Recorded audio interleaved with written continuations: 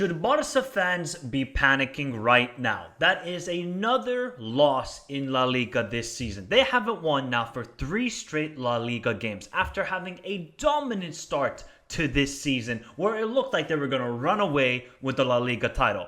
But they suffered their first ever loss to Las Palmas at, not the Gran Canaria, where the tourists are, at the Montjuic at home. This is a stunning loss in all honesty. And should Barca fans truly be worried about the state of their team at the moment? Look, Barca have been phenomenal this season. They have scored 43 goals in 15 games. Yes, they have conceded 16 goals as well. But with Hansi Flick's tactics, you're going to give up chances no matter what. You're going to give up chances to Cervana Zvezda, to Las Palmas, to Real Madrid, to Atletico. It's the Hansi Flick way. Barca fans have been okay with it. They've been scoring a lot of goals. I thought they were going to run away with this title. They looked so dominant. But now, we might actually have a title race in La Liga, which is crazy to say. But what is actually going on with this team? Is it simply that the defense isn't doing their job? Or is it the midfield doesn't have the right balance? And obviously, when you look at the midfield today, it was Pau Torre, Fermin Lopez, Pedri, and Gavi. Right? There's no real defensive midfielder right there. And another problem is, and every team that goes up against Barca, all they do is balls over the top. Because they know Barca are going to play this crazy high line. So if you're going to do that, if you're Barcelona, you need to track the runners. And they didn't track the runners today. They didn't track the runners against Celta Vigo. And they didn't track the runners against Real Sociedad. Yeah, they did well against Stade Brestois. But Stade Brestois don't really have that athleticism and speed and technical ability on their side. They're a very hardworking team, but they don't have the technical side. But Las Palmas, they did a fantastic job, whether either Sandro or Moleiro or obviously Silva, who got the second goal today and the game winner. All they just did was be comfortable on the ball. You're going to get your opportunities, but find that killer pass. They found those killer passes, and that just completely exploited Barcelona. So then you have to look at the likes of Koundé, Kubarsi, Martinez. Obviously, Balde went down injured, and if I'm going to be honest, this is another issue with Barcelona. Their squad depth in certain positions is not good enough. I think the midfield, it's good there. The left side is where it needs some surgery. Because you have Balde. Obviously gets injured because Sandro, it's an NFL tackle right there. And thankfully, hopefully Balde is okay because it didn't look like the greatest situation. It was actually quite scary. And then it was either Rafinha, Fermin Lopez out wide, or even Pau Torre out wide. I'm like, where are you going to create down that left side? You're not going to have a lot of chance creation there. It was mostly coming down the right side or through the middle, as we always are accustomed with Hansi Flick's tactics. But when Martin came onto the field, the guy did not have a great game. So that's another thing. Do Barcelona need to go in the January transfer window, get a backup left back, maybe get a backup left winger because Ferran Torres is not that guy either? Those are some issues. But I think it's more just about you don't take your chances. Barcelona had a couple chances today. I don't want to hear nothing about robbery. Barca fans just have to accept their team has not played well for 3 straight La Liga games. They deservedly lost to Real Sociedad. Real Sociedad could have easily won that game 4-0.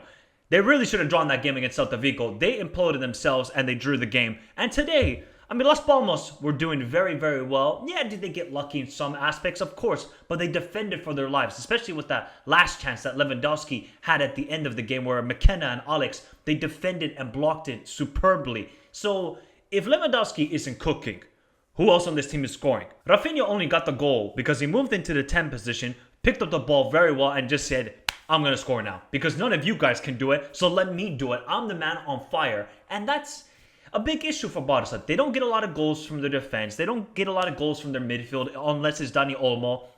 And the attack.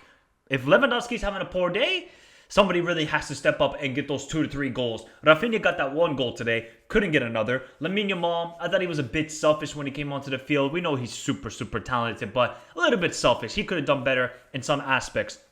But I think it's just mostly about Barca have been outscoring every single opponent this season when winning.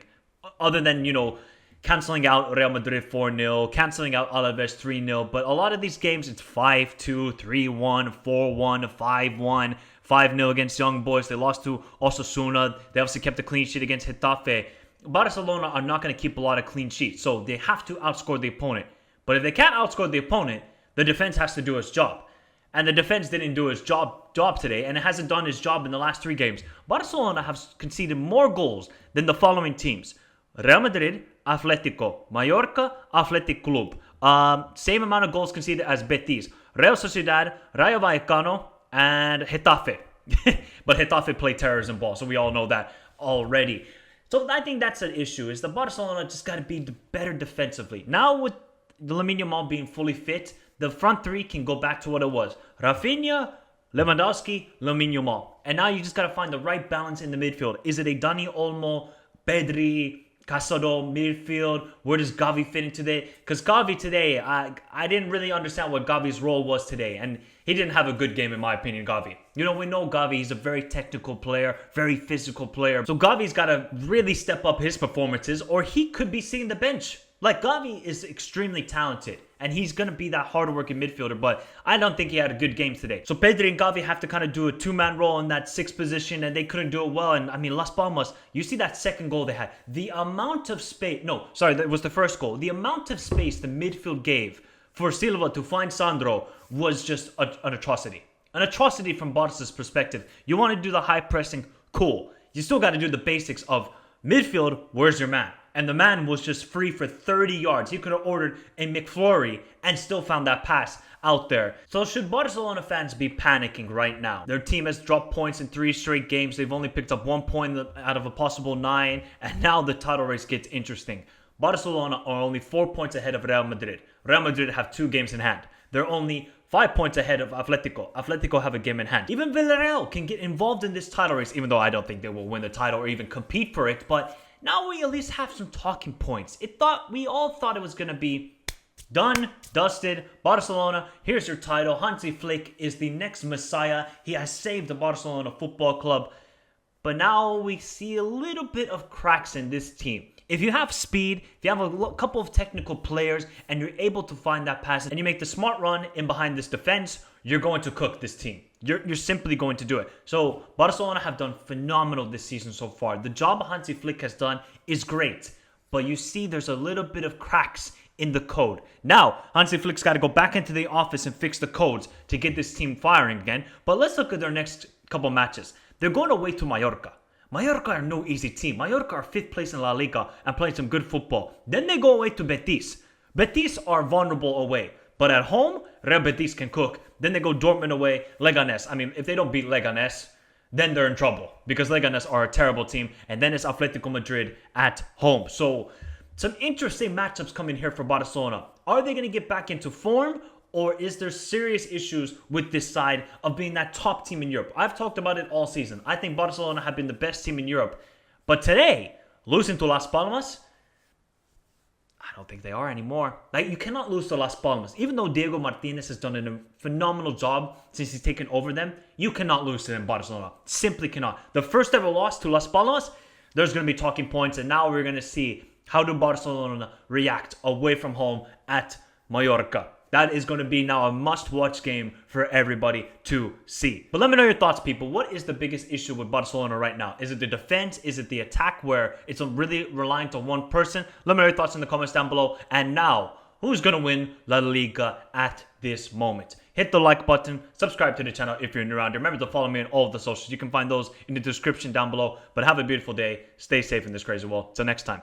Adios.